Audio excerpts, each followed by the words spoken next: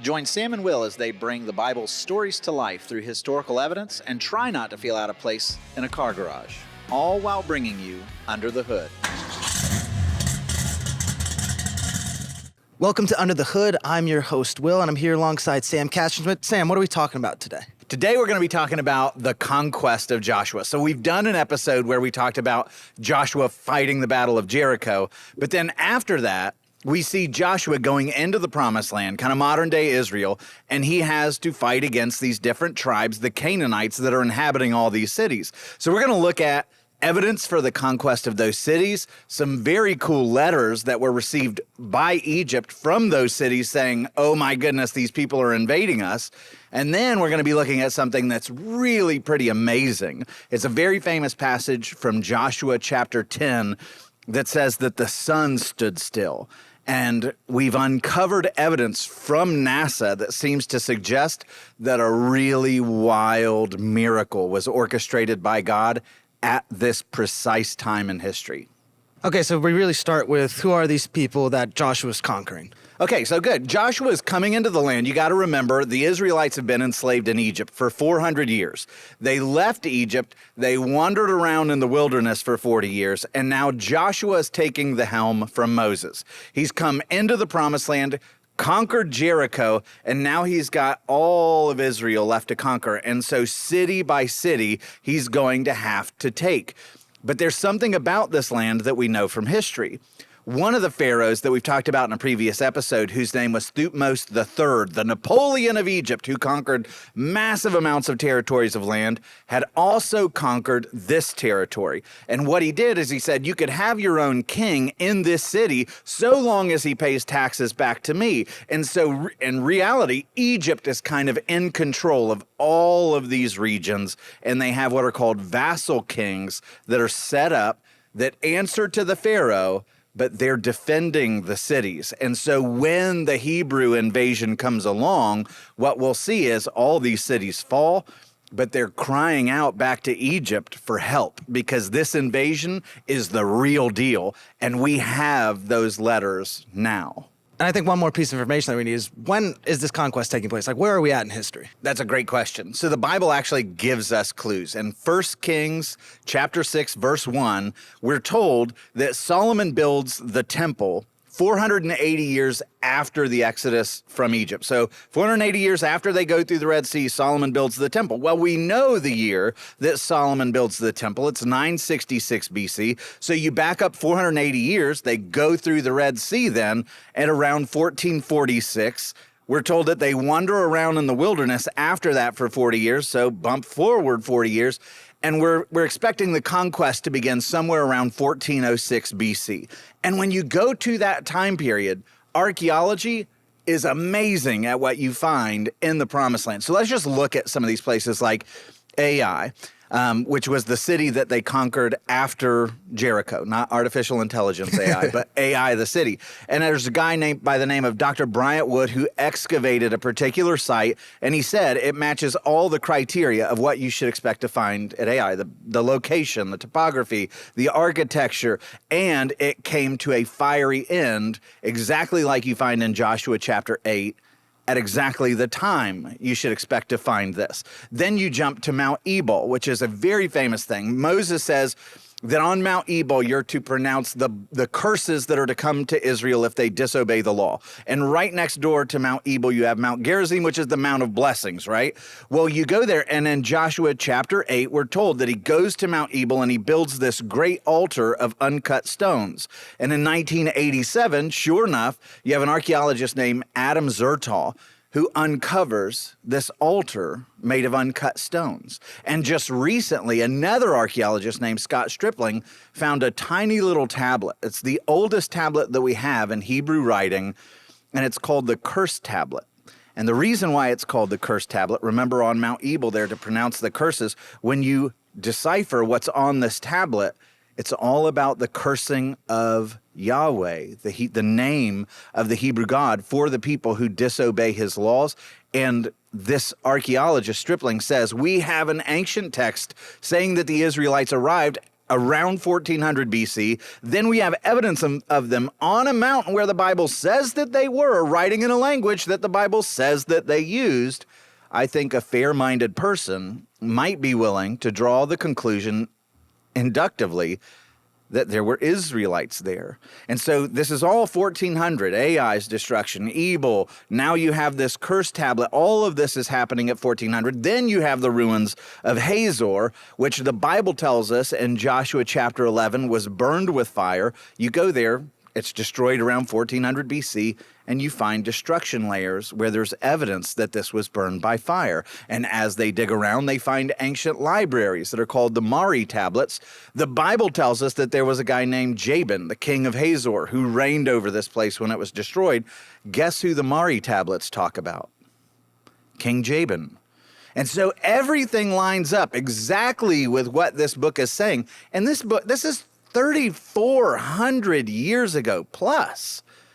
And everything we're finding is matching up exactly with what the Bible is telling us.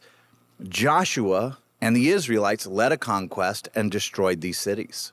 That's amazing. And as we keep moving on in this conquest, this is really where we start to see these letters being written back to the Pharaoh in Egypt, right? That's right. They're called the Amarna letters. So one of the things that happens after Moses leads the Israelites out of Egypt, you have a couple of more pharaohs. One of them is going to be Amenhotep III, and another guy who's very famous, Akhenaten. He's known as the monotheistic pharaoh of Egypt. And it's kind of interesting that after Moses defeats the gods of Egypt, all of a sudden you have a pharaoh who's like, oh, we're monotheistic now.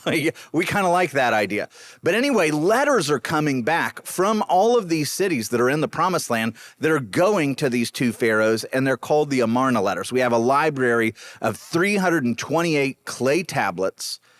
And what's fascinating about these is all of the cities are sending distress letters to Pharaoh saying, we're being overrun. There's this massive army, this massive invasion that is taking city after city after city. We need your help, Pharaoh. And the name that they give to these invaders is called the Habiru. That's interesting. What does that sound like? Very close to Hebrews. That's Hebrew. And so there, you look at scholars, Dr. Frank Moore Cross, Jr., who is the distinguished Hancock professor of Hebrew and other Oriental languages at Harvard University, studied this. Like, who are these Habiru? And he wrote that the term Habiru, the origin of that term, it's Hebrew. So he's verified this. And so you have all these cities that are facing this conquest that are sending distress letters saying, the Habiru are conquering us. Pharaoh, you need to come. So, for example, one was from the king of Jerusalem, and he writes, the war against me is severe. The Habiru have plundered all the lands of the king. All the lands of the king, as far as Egypt, will be joined to the Habiru. And there's multiples of those. And then you have another archaeologist who's a very famous guy named Yohanan Aharoni. In the realm of archaeology, he's famous. Who's at Tel Aviv University, who writes that there are 300 settlements during this period that are Israelite that suddenly just pop up out of nowhere. Now, skeptics say, well, the Israelites were never in Egypt, and they definitely didn't lead the conquest. Well, who are these? Who are the Habiru? Who's conquering all the cities? And where did they come from? Where were they before this conquest? We would say, well, they were in Egypt. But the skeptic has no answer to where these people were that were so numerous that they conquer all these cities and then establish 300 settlements. This is a massive people group. And so all of this evidence is supporting the conquest. And there's also some evidence that, when Israel is coming through, lots of these people flee for their lives and go and settle in other places.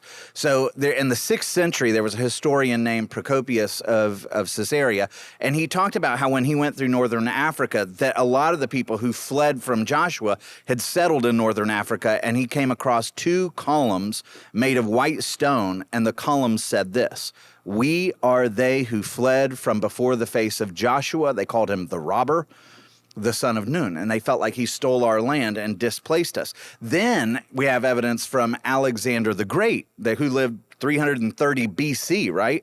That during his reign, these same peoples that had been displaced by Joshua that were now dwelling in North Africa were sending appeals to Alexander saying, they stole our land, we want it back. And we have in the Babylonian Talmud a reference to these Africans that come and plead against the Jews to Alexander. And they are claiming we are the people that were displaced by Joshua when he led the conquest. So there's lots of evidence historically that says this happened. And now we get to the really wild part of the conquest of Joshua when we end up in Joshua 10. That's right. And this is one of those stories where the battle is so bizarre because it's like you get these miracles and you're like, anytime the Bible gives you a miracle that makes you scratch your head and say, why? It's good to ask the question why, because we don't serve a God who just does parlor tricks. He's always preaching when he gives us miracles like this. And so we're gonna pause and kind of dig into this miracle story here. This is found in Joshua chapter 10, and let's just describe the circumstances. It says, the 5 king of the Amorites. Who are the Amorites? They're the Canaanites who live in the land that Joshua is fighting against. So the kings of 5 different cities say, we got to come together and fight against Joshua. Let's join forces. So they do. They come against one of the cities of the Israelites called Gibeon, and they attack it. And now Gibeon is going, whoa, we're under attack. And they send a distress letter. Joshua, who's at Gilgal, far to the east, you've got to send reinforcements. We need help. Can you come and deliver us? And so Joshua gets his forces from Gilgal and starts traveling west to get to Gibeon. And so when they get there, they attack Gibeon and they drive the people out of the city. And now I want you to pay attention to the map because these locations are going to be important. He leaves Gilgal, travels west and gets to Gibeon, and then they're going to have some battles on Upper and Lower Beth Horon, which is the name of a city where Joshua just starts attacking them, and they're fleeing. So they're in retreat mode, going through Beth Horon, trying to get south, and Joshua and his army is just battling them. And then we get to the first of 2 incredible miracles here. It says, they fled before Israel on the road down from Beth Horon to Azekah, and the Lord hurled large hailstones down on them from the sky, and more of them died from the hailstones than were killed by the swords of the Israelites. And you stop for a moment. Why is that so hard to believe? Pretty uncommon in a desert land. Right, like Israel is pretty arid. To have a storm like this would be uncommon, but it's so bad that it kills more people than people who drew the sword. And you go, all right, God's clearly fighting for them. But it's the same thing that we've talked about in other episodes where when God moves like this, he's not just moving for the sake of an event. He's preaching. He's tearing down gods. Like we had the plagues of Egypt. All of them represent the Egyptian gods being torn down, right? So what is this place Beth Horon? Well, Bet in Hebrew means the house of, and Horon is the name of one of their gods. And they called Horon, this god, the Lord of the clouds.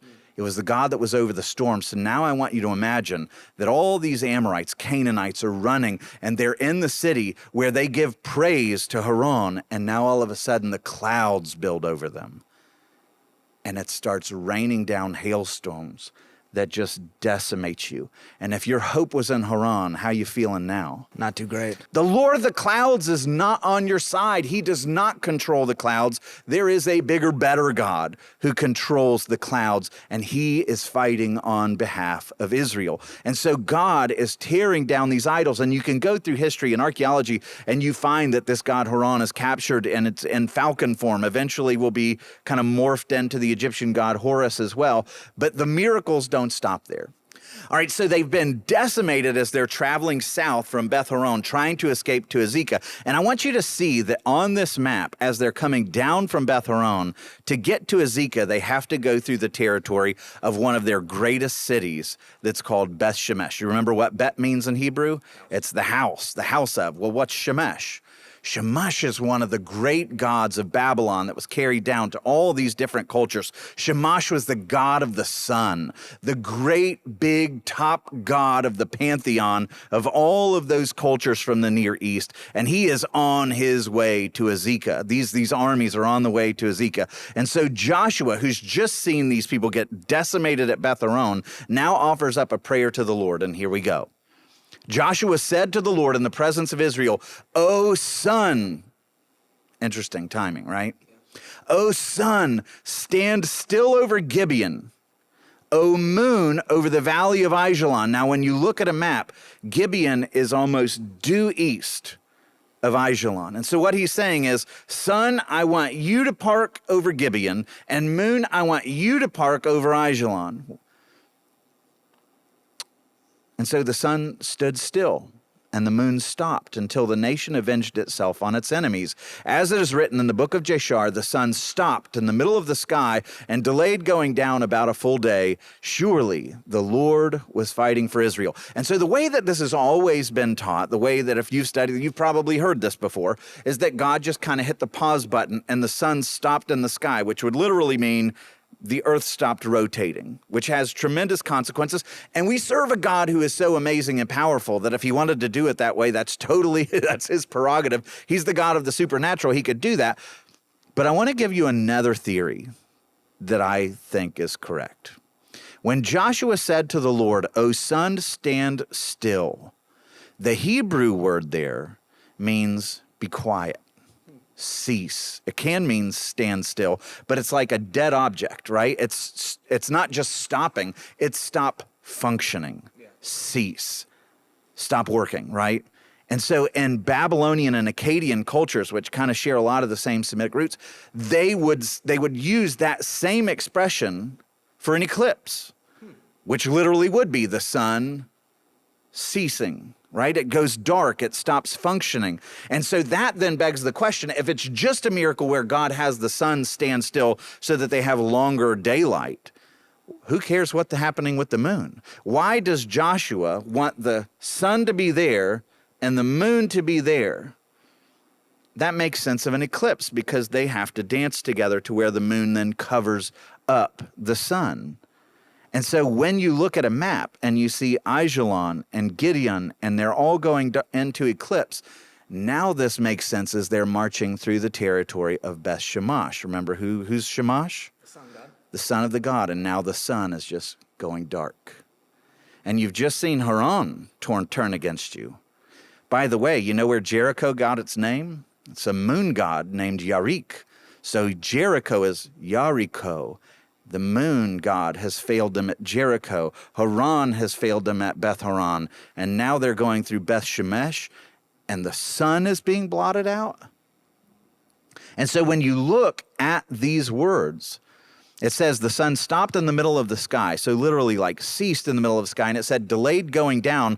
But what I want you to hear is that when that word going down in Hebrew, it's almost always translated return, come, bring, enter, happen. The overwhelming majority of the time, what this is saying is the sun stopped and it didn't return. The daylight didn't return for about a full day. And now you can imagine if the storm is severe enough to where hailstones are killing people, how do you imagine those storm clouds looked?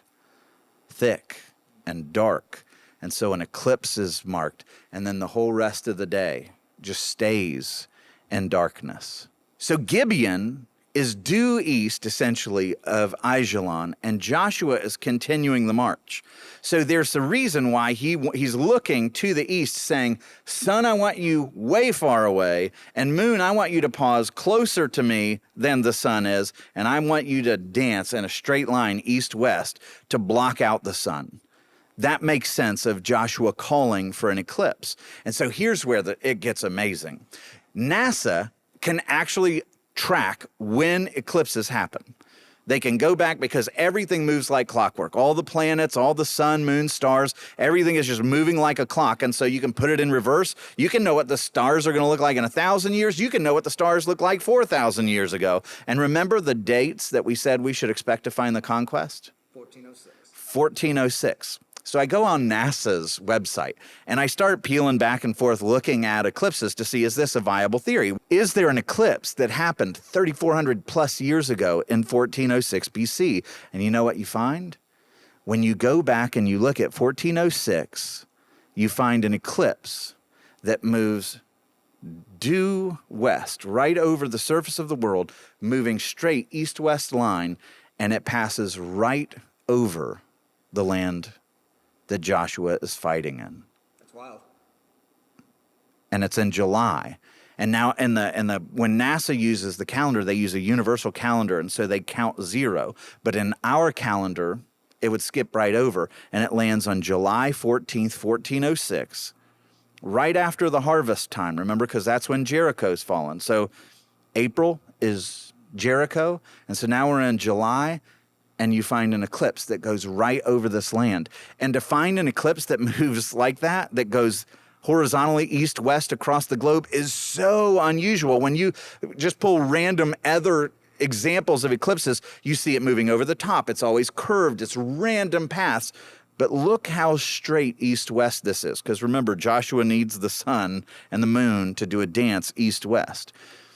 And so you have NASA. Like, I can't forge this stuff. These are NASA records where there was a total eclipse over the land of Israel at the time that Joshua is fighting the Amorites. Yeah, so God's doing the same thing through these conquests, just knocking off their gods, just like he did in Exodus with the plagues. That's right. That's right. He's preaching, and in a sense, he's welcoming them to recognize that he is the one true God. And it's not just that there was an eclipse. And it's not just, Yarik has fallen, and Haran has fallen, and now Shamash has fallen. One of the interesting things about the kings of the Near East that you would find in tons of archaeology is the king would come, and he would come with the blessing of 3 celestial beings that were represented by the sun, that's Shamash, by the moon, which takes a lot of names, Yarik being one of them. But then when you look at the kings, you'll notice that they have 3 different celestial entities above them. There's the sun, there's the moon, and then there's this star.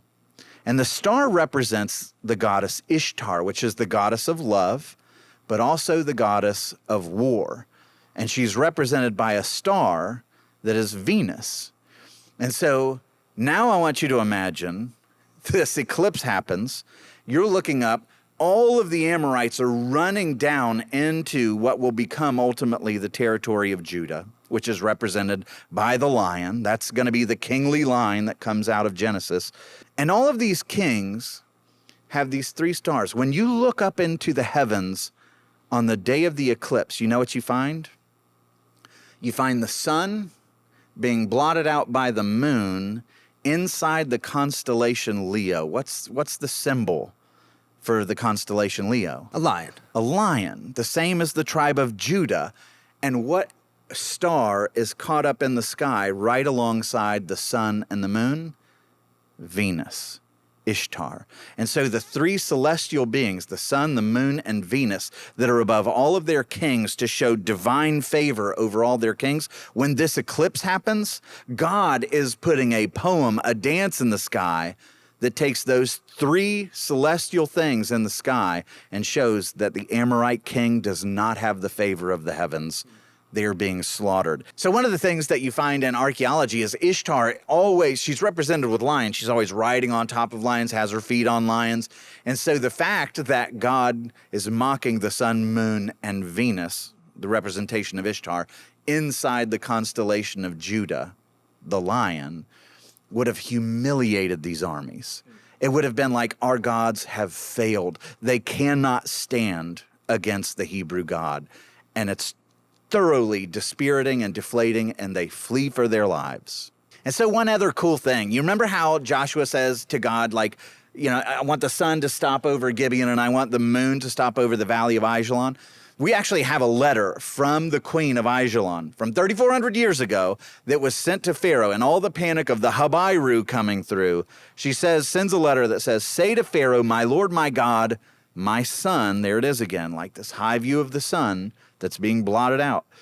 "Message of your handmaid, I fall at the feet of my king, my Lord, 7 times and 7 times. May the king, my Lord, know that war has been waged in the land, and gone is the land of the king, my Lord, by desertion to the Habiru."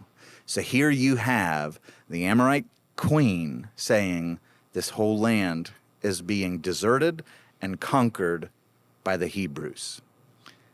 So we can look at the Word of God and we can see God moving. Like, imagine if you're one of the Hebrews and you look up and you see God carrying out this poetry in the sky, dispiriting his enemies. And one of the crazy thoughts about this is that in order for that to happen, it wasn't like God suddenly changed the workings of the sky. From the foundations of creation, when he spun things into motion and set everything in its orbit, he knew that at this day, in this region, in the sky, all of these things would align perfectly so that his people could have victory over the Amorites and take the promised land. And you know what that does for us? It makes me be able to say, my God is so sovereign that no matter what I might be facing, there's so many things that I can't see that he's sovereign over, that he's already put into motion, where he is going to bring about victory to his people. And he's already given us the victory 2,000 years ago in Jerusalem on Calvary when Jesus went to a cross and ultimately won the victory for us. And if God would not fail to give his own son for us, just imagine what else he would do for us, including writing our deliverance in the skies. It's an incredible thing.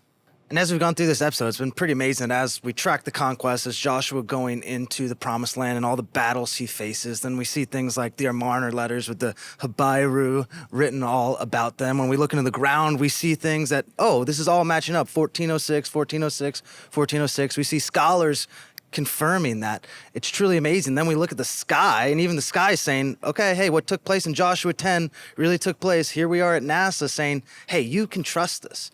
It truly gives us great hope that when we open up our Bibles to a story like Joshua 10, which seems crazy and miraculous, and it is all of those things, but we reading in 2024, we can trust that this word is the word of God, that all of these things did take place.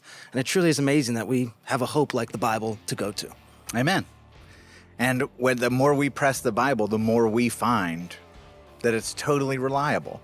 And these kinds of things aren't the basis of our faith, but they're certainly an encouragement to our faith to see and imagine the reality of what God did in these days. And so we're going to keep on pressing. Thank you for watching. Join us next week as we go under the hood of another story in the Bible. Don't forget to like, subscribe, and share with a friend.